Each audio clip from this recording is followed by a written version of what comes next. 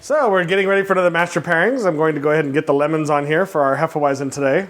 Brad told me to make sure there were lemons on here because the Hefeweizens he always ordered have lemons on them. Whoa. Wait, what are you doing, Steven? Hey, Bill, how you doing? What are these? Those are lemons. Yeah. They're for the Hefeweizen. I don't think so. Welcome to another Master Pairing with me, Dr. Bill. And we have Steven Johnson here.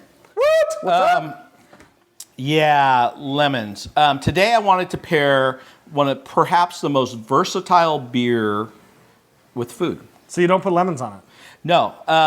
Basically... Oranges? Well, the beer, first of all, is Hefeweizen. Uh-huh. Okay. Hefe meaning yeast. Right. Weizen meaning wheat. Right. It's a Weissbier. Now, people think Weiss also means wheat, but that means white. It's considered a white beer.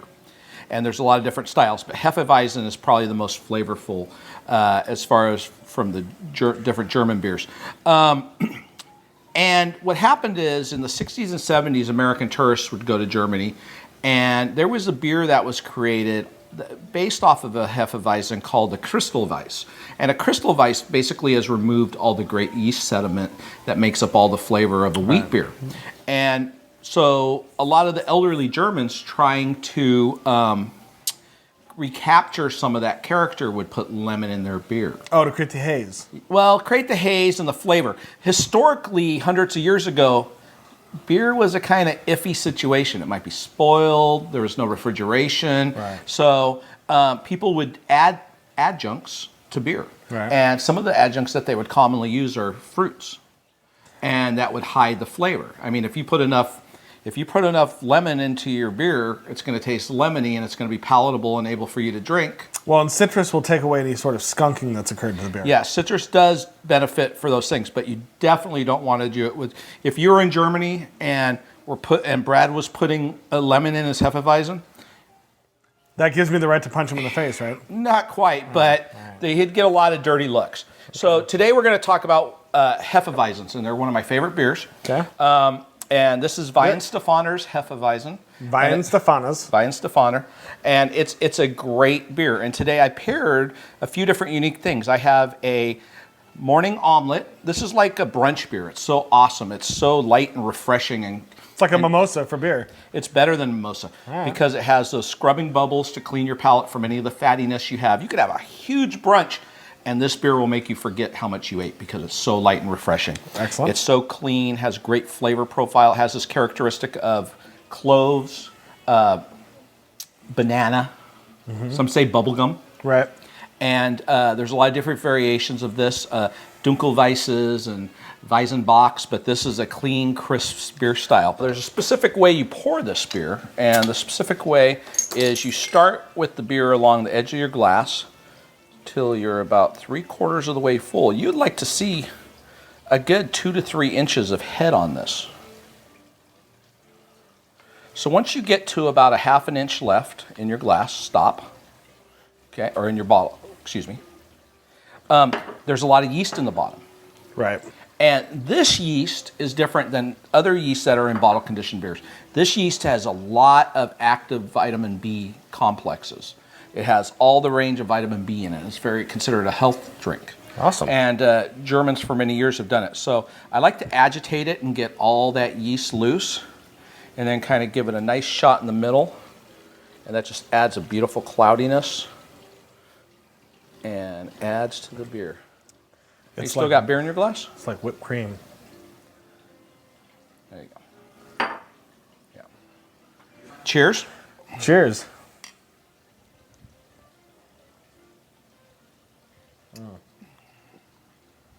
So beautiful. Over 50% wheat malt. Mm-hmm. The rest barley. Has this great tanginess. Has that banana, clove, little Very sweet on the front end. little bubble gum. Mm-hmm. That's classic for this kind of beer. It's just amazing. It's like a Hubba Bubba. Yeah. It is so refreshing and such a great beer to sit out on a patio and just drink. Yeah. And it is so versatile. This beer will go with brunch foods. It'll go with, I've got yogurt and fruit here for us to have with this beer. Goat cheeses, Chevs, different things. I have Montenegro and little crotons of Chev that are just fabulous. They're going to go great with it. Indian food, Thai food, Chinese food.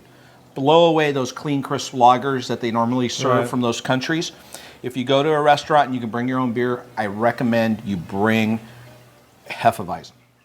Pay your corkage, have it. Right. Forget wine with those foods, they don't hold up. I've seen so many places and restaurants where people have bought these different reds and whites and they just leave them on the table because they don't match up with those particular foods. This beer is a home run all the way across. Right on. So that being said, let's go ahead and give this omelet a shot. All right. What exactly do we have in this omelet? It's a 3-egg omelet with just simple Gruyere cheese. So that's a very fatty melted cheese, and I wanted you to see how it cuts through it. All right. That is delicious. Once again, the carbonation just cleans it out, and the beer pairs lovely. Oh yeah. You get a nice saltiness from the egg and whatever, and then the beer just kind of like takes that out and just refreshes it and kind of replaces it with a whole different experience. I know you're not too sure. I threw out the lemon, but now we're going to have some now we're going to add some fruit yogurt to it. But I think you'll be pleasantly surprised. Now, should I eat the fruit too, or just of course. dig around that right now? Brings out more of that bubblegum characteristics. Really Definitely clean. enhances the sweetness of it. It's so delicious. It's just one of the most versatile. It is, as far as I'm concerned, the most versatile beer for food pairings. This can go with chicken. I mean, almost if you have a case of this in your cellar or a 6-pack in your fridge, it's going to pair just about 99% of the time with dinner. Okay, so is there breakfast. something wrong with having a lemon on there? I mean, do you not want to have lemon? You don't need a lemon. But if you prefer that addition to it, is it kind of a faux pas? Is it something that you're going to get snickered at for? Or? You may get snickered. I wouldn't have it in Germany. A lot of the American versions of Hefeweizens, Widmer, for example, they market it to have with the lemon. It's unnecessary. Okay. American versions have a little more hop profile in them than these beers do, but it's just like it's unnecessary. It's like smoking a great Cuban cigar, but in between puffs you light up a cigarette. You don't need it. So let's try some of these cheeses. There's a little knife for you right there. Yes, I'll start over here. So the Montenegro is a goat cheese that is actually inoculated with a yeast strain that's used to make Roquefort. Okay. And so it adds a little different characteristic to it. Yeah, it's not as sweet. It's a fabulous cheese, and that's a layer of ash that's all around it. And it's just delicious. Wow, it's very salty. Yes. And that's from the yeast that they use, bacteria, I should say, that they use for that. I love this cheese though because it looks like a big piece of wood with cheese in it. Yeah, it's a great piece of cheese. Oh wow, that works. Oh. And on my part, for this is really a classic Chev, very tart, very food friendly. I mean, very beer friendly. But this just cuts right through the tartness. It brings out more of the clove with the beer. Matter of fact, you get this really interesting, you kind of get that bubblegummy finish. It just really overwhelms it and brings it in and does it. And let's see how the Montenegro is holding up. This is a very perfectly ripened batch right here. The Chev works well with this, but I don't like the flavor on it. Of this Chev itself? Yeah, this here. I think it's personal, but it seems a little bland. Well, you just had the Montenegro. Yeah, I should have started the other way. Yes, I should have made you. It tastes good, but it's it's kind of a blandness. Being to it, the person who does the pairings, I should have directed you that way. Well, this is great. This would be an amazing breakfast right here. And thank you very much. This has been a great Master Pairings. Cheers.